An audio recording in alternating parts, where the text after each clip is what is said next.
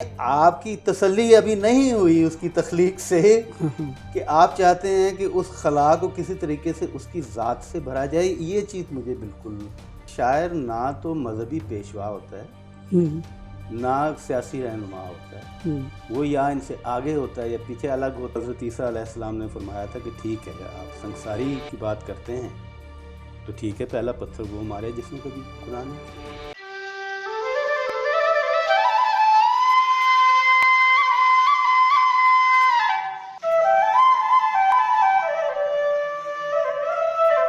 السلام علیکم ناظرین، سخن ٹی وی سے سخن نامہ کے ساتھ میں ہوں ارشد معراج. آج ہمارے ساتھ ایک بار پھر پرزور فرمائش پر ڈاکٹر وحید احمد صاحب موجود ہیں. انہیں خوش آمدید کہتے ہیں. شکریہ.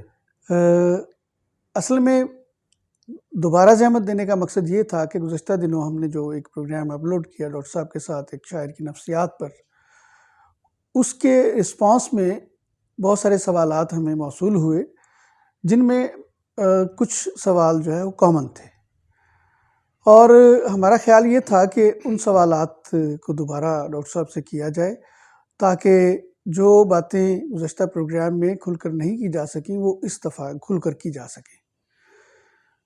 اسی لیے ہم نے زحمت دی آج، اور بڑی نوازش اور مہربانی ہے ڈاکٹر صاحب کی کہ وہ اپنی مصروفیت میں سے وقت نکال کر اسٹوڈیو تشریف لائے. تو اب چلتے ہیں. سوال جو آپ سب کے تھے اور اس کے اوپر بہت سارے جو کامنٹس میں آئے فیس بک پہ بھی اور یوٹیوب کے کامنٹس میں بھی، اور ذاتی طور پر مجھے اور ڈاکٹر صاحب کو بھی وہ سوالات دوستوں نے کیے، ان کی طرف چلتے ہیں. تو ڈاکٹر صاحب ایک سوال تو اس میں سب سے بنیادی یہ تھا کہ شاعر جو ہے، آپ نے جیسے فرمایا کہ شاعر کی خانگی زندگی میں گھسنے کی کسی کو کیا ضرورت ہے. اوکے، ٹھیک ہے، اچھی بات ہے، ان کی شاعری سے مطلب ہونا چاہیے. تو لوگوں کا سوال یہ ہے کہ شاعر جو ہے وہ ایک سیلیبریٹی ہے، ایک رول ماڈل ہے، ایک ہیرو ہے اپنے پڑھنے والے کے لیے، اپنے سننے والوں کے لیے. تو اگر وہ اپنی ذات تک محدود ہے تو اس کو پھر پبلک نہیں ہونا چاہیے. جب وہ پبلک ہو گیا تو پبلک کو یہ حق پہنچتا ہے کہ وہ جان سکیں کہ وہ کس طرح کی زندگی گزار رہے ہیں، یا کس طرح سے ان کے شب و روز ہیں، یا ان کی جو عادات ہیں وہ کس طرح کی ہیں. تو یہ سوال کہاں بار بار کیا جا رہا ہے. تو اس کے بارے میں آپ کا کیا نقطہ نظر ہے؟ ڈاکٹر صاحب دیکھیے، بات یہ ہے کہ میں اسی کا اعادہ ایک بار ضرور کروں گا کہ جو تخلیق کار ہوتا ہے وہ کریٹو بینگ بھی ہوتا ہے، سوشل بینگ بھی ہوتا جی جی. ہے. لیکن یہ ہے کہ تخلیق کار کو ہم بحیثیت تخلیق کار ہی اگر دیکھیں تو مناسب ہے. اچھا، اب دیکھیے نا، پرائیویسی جب ہم کہتے ہیں، پرائیویسی کا لفظ ہم بہت زیادہ بولتے ہیں، تو گویا ہم اس کی پرائیویسی میں دخل اندازی نہیں کر رہے، پہلی بات. اور کسی کی پرائیویسی میں ہم دخل اندازی نہیں کرتے. ہیرو کی پرائیویسی میں دخل اندازی کرنا کہاں جائز ہے یا اس کی ضرورت کیا ہے؟ مطلب دیکھیے نا، بات یہ ہے کہ جس طرح میں نے پچھلی بار عرض کیا تھا کہ ایک شاعر اگر بہت خوبصورت شاعر ہے تو کیا آپ کے لیے کافی نہیں؟ بالکل. یعنی آپ کی تسلی ابھی نہیں ہوئی اس کی تخلیق سے کہ آپ چاہتے ہیں کہ اس خلا کو کسی طریقے سے اس کی ذات سے بھرا جائے. یہ چیز مجھے بالکل سمجھ میں نہیں آتی ہے. اچھا، شاعر کے بارے میں یا تخلیق کار کے بارے میں یہ عرض ضرور کروں گا کہ شاعر نہ تو مذہبی پیشوا ہوتا ہے نہ سیاسی رہنما ہوتا ہے. وہ یا ان سے آگے ہوتا ہے یا پیچھے الگ ہوتا ہے. وہ ایک تخلیق کار ہے، ٹھیک ہے نا. اچھا، اگر کوئی مذہبی پیشوا بھی ہے یا سیاسی رہنما بھی ہے یا ہیرو ہے فلم کا یا کسی بھی چیز کا، تو کیا یہ ضروری ہے کہ ہم اس کو کریدیں، ہم یہ دیکھیں؟ دلیپ کمار کی ہم فلمیں دیکھتے ہیں، بالکل. تو کیا ضروری ہے کہ ہم ان کے بارے میں جانیں؟ اور کیا یہ کافی نہیں ہے کہ ہم ان کی مغل اعظم دیکھیں؟ میں نے آپ کی مثال دی جی تھی، مجھے بالکل. بڑی پرٹیننٹ مثال ہے. ہاں آپ سالہ سال نہیں مجھے ملتے یا میں نہیں ملتا، تو میں آپ کی کتاب پڑھتا ہوں دوستوں کے درمیان یا اور کتاب، تو آدھی ملاقات ہو جاتی ہے. جب آپ ملتے ہیں تو آپ سے بزبان شاعر سن کے تو سرشاری ہو جاتی ہے. تو میرے لیے ارشد معراج جو ہے وہ ایک تخلیق کار ہے. کیا ضرورت ہے کہ آپ شاعر کو آپ چھوڑ دیجئے، ضرورت کیا ہے کہ آپ کسی کی پرائیویسی میں مخل ہوں، ٹھیک ہے نا جی. اور اس سے آپ کو ملتا کیا ہے؟ عموماً یہ ہوتا ہے، اس چیز کو خواہ کوئی مانے یا نہ مانے، عموماً اس کی جو منفی چیزیں ہیں وہ سامنے لائی جاتی ہیں، مثبت چیزوں کی طرف دھیان کم جاتا ہے. اور چونکہ وہ ایک چٹخارے دار بات چیت ہوتی ہے تو لوگ اس کو بڑے مزے سے پڑھتے ہیں کہ اچھا یہ ہے وہ. جس طرح پچھلی دفعہ آپ غالب کی مثال دے رہے دی تھے تھی میں یا نے. باقی لوگوں کی دے رہے تھے. میں لوگ اس پہ مخالفت کرتے ہیں کہ میں یہ بات کیوں کرتا ہوں، لیکن میں اس چیز کو بالکل، میرا یہ ایمان ہے کہ تخلیق کار کو تو کم از کم یہ امیونٹی دیں بھائی، آپ اس کو امیونٹی دیں آپ جی کہ وہ آپ اس کی ذاتی زندگی میں دخل نہیں دیں گے. یا اگر آپ اچھا، اب میں آپ کو ایک، چلے میں ذرا تھوڑی سی سخت بات کرتا ہوں، جی جی بلکہ پلیز. دو کرتا ہوں. جی دو کیجیے. لوگ جب کسی کو کی برائی کو اچھالتے ہیں، عموماً جب آدمی کسی کے ذاتی معاملات میں دخل دیتا ہے تو وہ ان کی برائیوں کو زیادہ اچھالتا ہے. یہ جبیلت ہے بدن انسان کی کہ وہ اچھائیاں جو ہیں ان سے روگردانی کرتا ہے، ان کو سے چشم پوشی کرتا ہے، اور جو برائیاں ہیں اس کو نکالتا ہے. تو گریبان میں جھانکنا چاہیے، خود اپنے آپ کو پہلے دیکھنا چاہیے کہ میں جو اس کی برائیاں نکال رہا ہوں.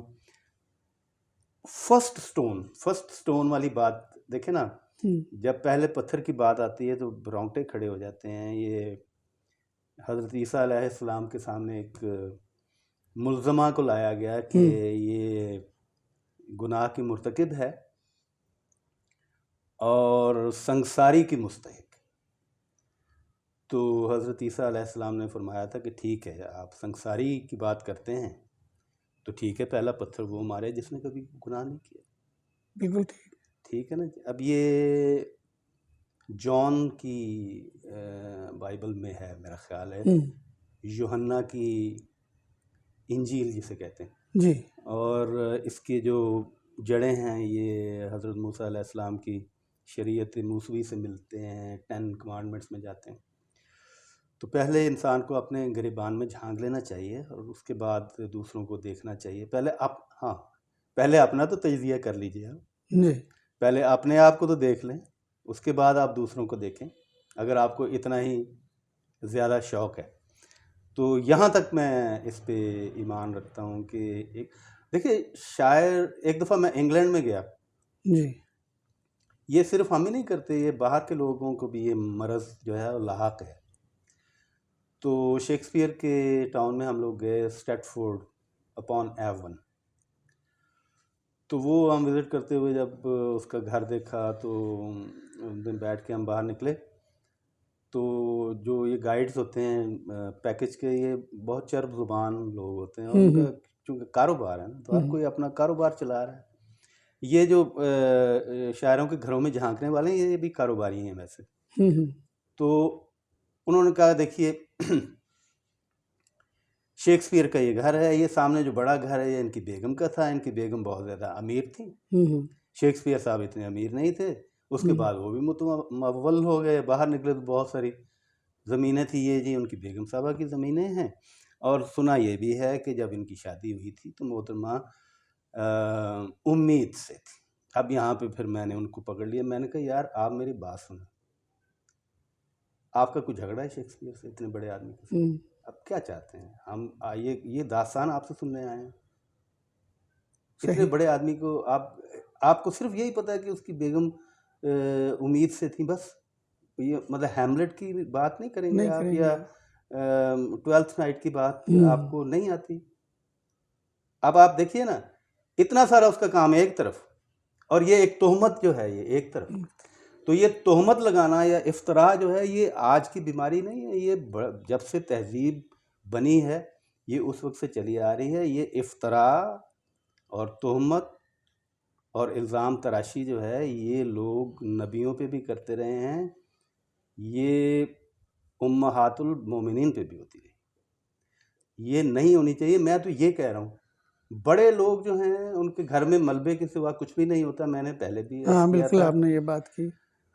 اس بات کو شاعر کا آپ کلام پڑھیے اور حظ اٹھائیے، اس کے بعد اگر آپ کے پاس گنجائش نکلتی ہے تو آپ یہ والے اپنا شوق بھی پورا کر لیجئے جس کا کوئی فائدہ نہیں ہے. اس سے یہ ہے کہ اس شاعر کی یا تخلیق کار کی شخصیت کو نقصان پہنچے گا میرے خیال میں. ایک اور میں آپ کو مثال دیتا ہوں کہ شمس الرحمن فاروقی بہت بڑے ناول نگار ہیں، ناول نگار، ادیب ہیں، محقق اور بہت بڑے انسان اور بہت ان کا کام ہے. لیکن جب انہوں نے کئی چاند تھے سرے آسمان لکھی تو مجھے اس قدر افسوس ہوا کہ، اور وہ صرف مجھے ہی ہوا اور تو کسی کو شاید نہیں ہوا. اس میں انہوں نے ایک غزل کے سب سے بڑے شاعر جسے میں کہتا ہوں داغ دہلوی، آپ کو بہت پسند ہیں. جی میرے تو میں انہیں غزل کا سب سے بڑا شاعر مانتا ہوں. ان کے گھر میں انہوں نے اس طرح سے جھانکا اور اتنی محنت کی، وہاں برٹش لائبریری میں جا کے بیٹھے رہے جیسے ان کا کوئی خاندانی ان کی مخاصمت ہے شاید. اچھا. ان کی والدہ جو ہیں ان کے بیڈ سینز تک انہوں نے اس ناول میں دکھائے ہیں. اب وہ جب میں ناول پڑھا تو مجھے اتنا افسوس ہوا. میں نے کہا یار جب ہم لوگ اسکول میں تھے تو بڑے بڑے شاعروں کی سوانح ہم پڑھتے تھے، ہمارے کورس میں تھی. آپ تو ماشاءاللہ بہت بڑے مدرس ہیں، تو کیا پڑھتے تھے؟ داغ دہلوی دلی میں پیدا ہوئے، نواب شمس الدین احمد کے بیٹے تھے اور قلعہ معلیٰ میں ان کی تربیت ہوئی اور وغیرہ. تو ہمارے لیے تو وہ نواب شمس الدین احمد کے بیٹے تھے بس. بالکل ٹھیک. اب آپ نے بڑی محنت کر کے یہ نکالا کہ ان کا تو نکاح ہی نہیں ہوا تھا. اچھا ٹھیک ہے نا جی. اس کے بعد ان کا نکاح فلاں سے ہو گیا، کسی سے ہوا، کسی سے، اور اتنے تفصیل سے انہوں نے ان کے بیڈ سینز وغیرہ لکھے ہیں. بھائی آپ ان کے بیڈ روم میں موجود تھے یا آپ کو کوئی ان کی تصاویر ملی ہیں یا انہوں نے، کیا پروف ہے اس زمانے میں ویڈیوز تو ہوتی نہیں تھی. اب کیا ہوا کہ وہ پڑھ کے مجھے اتنی ذہنی کوفت ہوئی. میں نے کہا کہ یہ اتنے بڑے شاعر، اور اس میں داغ کا قصور کیا ہے؟ داغ تو داغ ہیں وہ ان کے کہنے. تو قصہ مختصر یہ ہے کہ جب اس طرح قرید شروع کرتے ہیں تو زیادہ تر کیچڑ اچھالا جاتا ہے. آپ دیکھ لیجئے جن جن لوگوں کا انہوں نے آب حیات میں، آپ دیکھ لیجئے مولانا نے ٹھیک ٹھاک ریکارڈ جن کا لگانا تھا ان کا لگا دیا ہے. میر کے والے سے بہت ساری باتیں کی ہیں میر کے آپ دیکھ لیجئے اپنا ناسخ جو ہیں ان کے کھانے پینے کا سلسلہ، اور وہ پہلوانی کا اور جامنوں والا، جی ہاں، آتش کی جو بندوق ساتھ رکھ لیتے تھے وہ سلسلہ. تو دیکھیے مطلب عین ممکن ہے کہ میں تو اسی طرح سوچتا ہوں کہ ایک شاعر یا ایک تخلیق کار بنیادی طور پہ تخلیق کار ہوتا ہے. بھائی اچھا دوسرا دیکھیے، آپ ایک ہیرو یا ایک تخلیق کار یا ایک شاعر کو آپ قریدتے ہیں، باقیوں کو آپ کیوں نہیں قریدتے؟ اچھا یہاں ایک سوال یہ بار بار لوگ یہ کر رہے ہیں کہ ایک جیسے کہ کلنٹن نے کا ایک معاشقہ سامنے آیا تو اس پر اس کا مواخذہ بھی ہوا. اسی طرح سے یہ اگر کوئی چیز ایسی سامنے آتی ہے، وہ ہیرو تھا، سیاستدان تھا، وہ بڑا ایک آدمی تھا. تو جب کوئی بڑے آدمی کا اس طرح سے کوئی کمزور پہلو سامنے آتا ہے تو اس کو سامنے آنا چاہیے، لوگوں کو پتہ ہونا چاہیے، کیونکہ وہ پڑھنے سے آدھی ملاقات تو ہو گئی. ایک طرح سے یہ پوری ملاقات بھی چاہتے ہیں. دوسری بات ساتھ ہی میں جوڑ کے یہ کہتا ہوں کہ جب ہم کسی کے سوانح لکھتے ہیں، اردو میں تو یہ رواج نہیں ہے، یہ بایوگرافی ہے، یورپ میں تو جو یا ویسٹ میں جتنی بایوگرافی لکھی گئی ہیں، مثلا جو کنفیشنز اپنی لکھی روسو نے، اس میں اس نے اپنی تمام کمزوریاں، اچھائیاں، برائیاں بیان کر دی، جو بھی اس سے ہوا اس نے بالکل ایمانداری سے لکھا. ہمارے ہاں آپ بیتی لکھتے ہوئے یا سوانے لکھتے ہوئے ڈنڈی مار دی جاتی ہے، کوئی کمزور پہلوؤں کو چھوڑ دیا جاتا ہے یا ایسی باتوں کو چھوڑ دیا جاتا ہے جو ان کی شخصیت کو کم درجہ پہ لا رہی ہیں. مثلاً جیسے کہ سر سید پر بے شمار الزامات تھے اور حیات جاوید لکھتے ہوئے حالی نے ان کو اتنا مولڈ کر کے جو ان پہ الزامات تھے ان کو ان کی جسٹیفیکیشن دینے کی کوشش کی کہ وہ سر سید کی خوبیاں نظر آنے لگیں جو ان کی خامیاں تھیں. ایک طریقہ یہ بھی ہے. دوسرا پہلو یہ ہے کہ جب ہم تحلیل نفسی کرتے ہیں کسی بھی شاعر کی، ادیب کی یا کسی بھی تخلیق کار کی، تو اب تو خیر پوسٹ ماڈرنزم ہے، وہ تحلیل نفسی کو مانتے ہی نہیں ہے، وہ تو متن اساس تنقید کو مانتے ہیں. پہلے یہ ہوتا تھا نفسیاتی دبستان کی تنقید کے ذیل میں کہ ہم اس کی سوانے کو ساتھ رکھ کے تب ہم اس کے کلام کو دیکھ رہے ہوتے تھے. اب یہ مجبوریاں ہیں کچھ اکیڈیمکس بھی اور کچھ دوسری بھی، یا کچھ لوگوں کا ٹرینڈ بھی ہے. ان چیزوں کو آپ کس طرح پھر کے دیکھیں گے؟ دیکھیے، پہلی بات یہ ہے کہ بل کلنٹن ہو گئی یا لیونسکی ہو گئی، وہ میں نے پہلے عرض کیا تھا کہ شاعر یا تخلیق کار سیاسی رہنما نہیں ہوتا، نہ وہ مذہبی پیشوا ہوتا. ٹھیک ہے نا جی.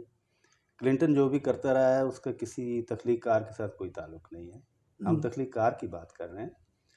ہیرو کو اور باقی لوگوں کو تخلیق کار کے ساتھ مکس نہیں کرنا چاہیے. وہ ان کا اپنا کانسٹیٹیوشن میں لکھا ہوا ہے کہ یہ کرائیٹیرین ہے ایک پریزیڈنٹ کا بننے کا، تو وہ ٹھیک ہے، اس پہ پورا اترے. جو اس نے کیا وہ غلط کیا تھا، ہم اب بھی اس کو مانتے ہیں، نہیں کرنا چاہیے تھا. اس کا مواخذہ ہوا یا جو بھی ہوا. وہ ایک سیاستدان تھا، وہ کوئی شاعر نہیں تھا. ٹھیک ہے نا جی. چنانچہ اس کو ان کو کمپیئر نہیں کرنا چاہیے لوگوں کو ایک تخلیق کار کے ساتھ. رہی بات سر سید احمد خان کی اور باقی لوگوں کی، تو وہ دیکھیے وہ اپنی پسند ناپسند لوگوں کی ہوتی ہے. اب آپ یہ دیکھ لیجیے، مجھے بعض اوقات بہت ہنسی بھی آتی ہے جب میں سوچتا ہوں کہ الطاف حسین حالی کا آپ نے نام لیا. اب حالی کہاں اور غالب کہاں، بالکل ایک بود الطرفین والی بات ہے. ایک مولانا اور ایک میخار، اور دونوں بڑے لوگ، لیکن وہ کتنی محبت سے اپنے استاد کا ذکر کرتا ہے غالب کا، یادگار غالب میں جس طرح. اور یہ مجھے رشک آتا ہے. اس میں بھی کچھ مبالغہ آرائی ہو سکتی ہے، کچھ ریب داستان، جس طرح کہ جب محمد حسین آزاد جب ذوق کا ذکر کرتے ہیں تو کتنے دل کے ساتھ کرتے ہیں، اس طرح غالب کا وہ ذکر نہیں کرتے ہیں. تو یہ پسند ناپسندیدگی، تعصب، باعث اوپینین جو ہے وہ ظاہر ہے کہ انسان میں ہوتی ہے. کچھ لوگوں میں زیادہ ہوتی ہے، کچھ میں کم ہوتی ہے. لیکن کمنگ بیک، ہاں ایک آپ نے لفظ جو ہے نا میں بھول نہ جاؤں، وہ بنیادی لفظ ہے جو آپ نے خود ہی ارشاد فرما دیا، وہ ہے ایکیڈیمکس. کہ ایکیڈیمکس کی چونکہ ریکوائرمنٹ ہے، ٹھیک ہے نا جی، اس وجہ سے جو محققین ہیں یا اسکالرز ہیں وہ اس طرف چل پڑتے ہیں. تو ایک طرح سے یہ بدعت کافی حد تک جو ہے نا اکیڈمی والوں نے، محکمہ تعلیم والوں نے بھی اس پہ اپنا کام دکھایا ہوا ہے، کچھ محققین نے کیا ہوا ہے. یہ نہ بھی ہو تو لوگوں کے ایک کیوریوسٹی تو رہتی ہے، ایک تجسس وہ بھرا ہے کہ اچھا یہ، لیکن یہ ہونا نہیں چاہیے. یکدم اگر کوئی بندہ لائم لائٹ میں اگر کوئی آ جاتا ہے نا تو لوگ اس کے بارے میں متجسس ہو جاتے ہیں. لیکن سوال میرا پھر وہیں پہ آتا ہے کہ آپ کسی ایک شیکسپیئر کی میں نے مثال دی، کتنا اس نے لکھا ہوا، اگر آپ ان کی کلیات ان کا دیکھیں یا ان کا مجموعہ جو پلیز کا ہی آپ لے لیں، تو ان کو پڑھتے آپ کے پاس وقت نہیں ہوگا کہ آپ جائیں اور پتہ کریں کہ ان کی بیگم جو ہیں وہ امید سے تھیں یا نہیں تھیں. وہ آپ کو وقت نہیں دے گا، اور وہ آپ کو ایسی دنیا میں لے جائے گا تحیر کی اور حیرت کی کہ آپ کے پاس نہیں وقت ہوگا کہ آپ ان کی باقی معاملات. اچھا، یہ جو باقی معاملات دیکھنے والے لوگ ہیں، ان کا اس تخلیق کار کے بارے میں جو علم ہے وہ سطحی ہوتا ہے. کبھی یہ بھی آپ دیکھ لیں، وہ اس کو پوری طرح ایکسپلور نہیں کرتے، کیونکہ مسالہ نہیں اندر ہوتا ہے نا لوگوں کی. جو انہوں نے چیزیں بیچنی بھی ہوتی ہے، ہر چیز کو تو لوگوں نے کماڈیٹی بنایا ہوا ہے. اب یہ جو سرمایہ دارانہ دور ہے ہمارا، تو اس میں انہوں نے چٹخارا بھی تو ڈالنا ہوتا ہے، زیب داستان بھی کرنی ہوتی ہے. تو اس لیے یہ شاعر یا تخلیق کار کی ذاتی زندگی جو ہے اس میں عمل دخل کرنے کی کوشش کرتے ہیں، جس کی میں پہلے بھی مذمت کرتا تھا، اب بھی کرتا ہوں. سوال بہت سارے دوستوں نے یہ کیا ہے، جو بنیادی طور پر بات تو میں نے کی تھی کہ نارمز اینڈ ویلیوز کا ایک سوسائٹی کی ہوتی ہیں، تو شاعر ان جو سوسائٹی کی نارمز اینڈ ویلیوز ہیں بعض اوقات ان کے بالکل اپوزٹ جا رہا ہوتا ہے اور اس کی اپنی کوئی نارمز اینڈ ویلیوز بنا رہا ہوتا ہے. تو سوال بہت سارے، آپ نے اس کا جواب بھی دیا تھا، لیکن بہت سارے لوگ یہ کہتے ہیں کہ اپنی تخلیق کے ذریعے، وہ کوئی بھی تخلیق کا میڈیم ہے، تو صرف شاعری نہیں، ادب کا تمام اور اس کے علاوہ فنون لطیفہ میں، تو ہمیں اقدار جو ہے ہمیں ویلیوز سکھا رہے ہوتے ہیں جو بھی تخلیق کار ہیں، وہ چاہے ان کی اپنی ذاتی ہیں یا بنائی ہوئی ہیں یا وہ سوسائٹی کی ہیں. تو بسا اوقات وہ خود ان پہ پورا نہیں اتر رہے ہوتے. تو کیا یہ دوہری شخصیت کی علامت نہیں ہوتی کہ جس بات کا پرچار کیا جا رہا ہے وہ خود ویسے نہیں ہے؟ اس میں دیکھیے بات یہ، میرے خیال میں جو شاعر ہے یا ایک تخلیق کار ہے وہ معاشرے کا سب سے ذمہ دار آدمی ہوتا ہے میرے خیال میں، جی اور اسے ہونا چاہیے.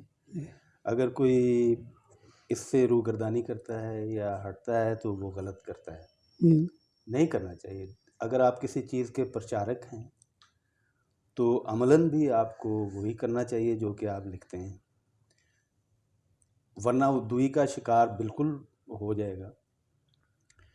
لیکن دیکھیے نا، بات یہ ہے کہ شاعر کا ایک زمانے میں شاعر کا جو حلیہ ہوتا تھا نا، وہ ایک بہت ہی مذاق خیز دکھایا جاتا تھا. بکھرے بال، پھٹی قمیض، اور سگریٹ لگایا ہوا ہے، اور نہائے پچھلی عید پہ تھے، پان یا پھر پان ہے، اور اس کے بعد دیکھتے ہی ادھار مانگیں گے آپ سے اور کبھی واپس نہیں کریں گے وغیرہ. لیکن ابھی آپ دیکھیں کہ وہ صورتحال بدل گئی ہے. اب شاعروں کا حلیہ اور ان کا آپ دیکھیں کتنے خوبصورت لگ رہے ہیں ماشاءاللہ، رہن سہن جو ہے وہ کافی حد تک تبدیل ہو گیا، شکر ہے. لیکن وہ جو ایک خاکہ بنا ہوا ہے لوگوں کے ذہن میں ابھی تک ویسے وہی ہے، کافی حد تک وہی ہے. اگر نہیں بھی ہے تو پچھلے خاکے کو یاد کر کے تو حظ اٹھاتے رہتے ہیں لوگ. تو شاعر، اب آج کے دور کے شاعر کو میرا خیال ہے ہمیں لینا چاہیے، جو کہ کافی حد تک سلجھ گیا ہے. ٹھیک ہے نا جی. دوسری بات یہ ہے کہ شاعر، ٹھیک ہے، شاعر ویلیوز کو توڑتا بھی ہے، وہ نئی ویلیوز کو دیتا بھی ہے، کیونکہ وہ تخلیق کار ہے. لیکن وہ شاعر بنیادی طور پہ تخریب کار نہیں ہوتا. آپ دیکھ لیجئے، اکثر و بیشتر جو ہیں شاعر آپ کو وہ ایک کنسٹرکٹیو قسم کے لوگ ملیں گے، وہ ڈسٹرکٹیو نہیں ہوتے. بہت کم آپ کو ایسی کوئی مثال ملے گی. کون سا شاعر ہے جو کہتا ہے آپ برا کام کریں؟ آپ مجھے بتائیے، کون سا شاعر ہے جو کہتا ہے کہ برائی پھیلائیں؟ اچھائی کی، خیر کی بات کرتے ہیں، ساری بات کرتے ہیں، اور وہ اس پہ چلنے کی بھی کوشش کرتے ہیں. جہاں تک مطلب ایک بشریت کی بات آتی ہے، یا ایک کمی انسان ہر ایک کی فطرت میں ہوتی ہے، وہ کمی بیشی اس میں بھی ہو سکتی ہے، وہ کوئی فرشتہ تو ہے نہیں. لیکن میرا نہیں خیال کہ دانستہ کوئی شاعر اگر کوئی بات کہتا ہے تو خود زندگی اس کے برعکس بسر کرتا ہے. ایسی بات نہیں ہے، اور کم ہے. اگر ہے تو تھوڑی بہت ہو بھی سکتی ہے، کیونکہ ایکسیپشنز تو، مستثنیات تو ہر جگہ ہوتے ہیں. اچھا، ایک سوال چھوٹا سا میرے ذہن میں بھی آ رہا ہے کہ ہم پروفیسر یوسف حسن نے، اللہ غنی کی رحمت کرے، وہ ہماری جنریشن کے بارے میں یہ بات کرتے تھے کہ ہم جو نظم لکھ رہے تھے، 2-4 لوگ، 5 لوگ جو 90 سے شروع ہوئے، وہ کہتے تھے یہ نیلسٹ ہیں. تو دیکھیے نا، نظم نگاروں کو کہتے تھے، ہاں، کہ یہ نیلسٹ ہیں اپنی نظم میں، تو انکار کرتے ہیں چیزوں کا، رد کرتے ہیں چیزوں کو. تو میرا تو یہ جواب تھا ان کے لیے کہ ایک یوٹوپیا ہمارے ذہن میں کم از کم ہے، جس کو بنیاد بنا کر ہم اس کو انکار کر رہے ہیں.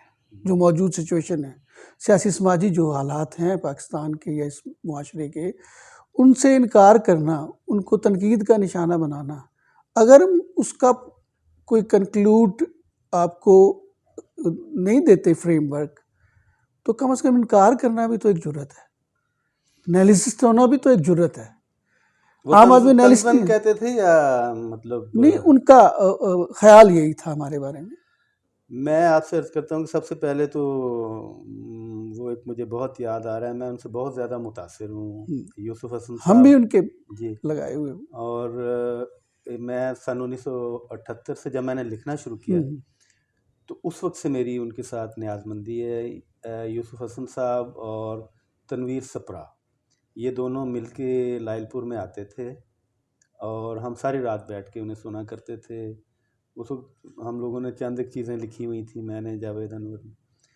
تو میں ان سے بہت متاثر بھی ہوں، ان سے میں نے بہت سیکھا بھی ہوا ہے. یوسف حسن صاحب جو ہیں وہ اسٹانچ کمیونسٹ تھے، ٹھیک ہے نا جی، اور وہ بہت ہی نظریاتی شخص تھے.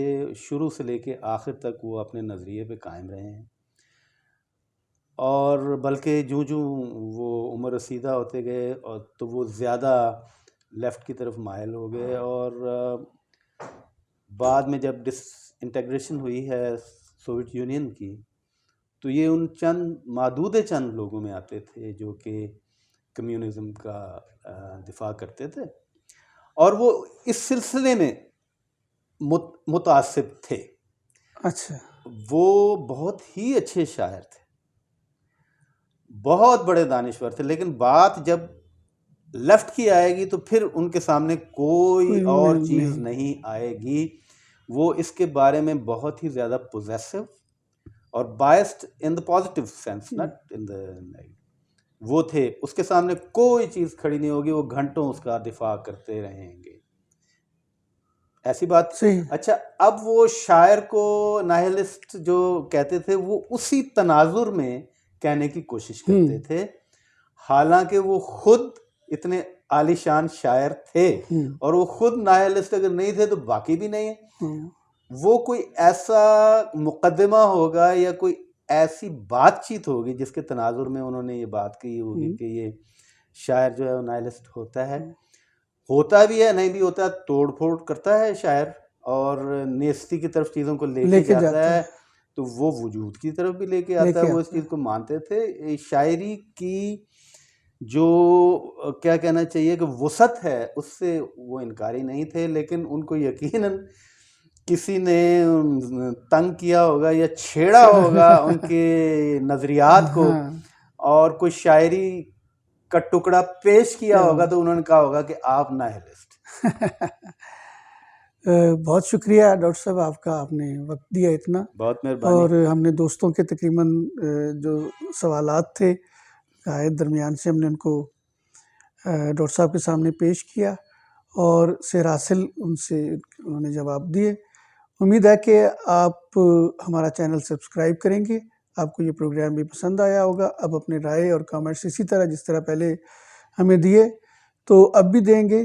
اگلے پروگرام تک کے لیے ہمیں اجازت دیجیے. اللہ حافظ.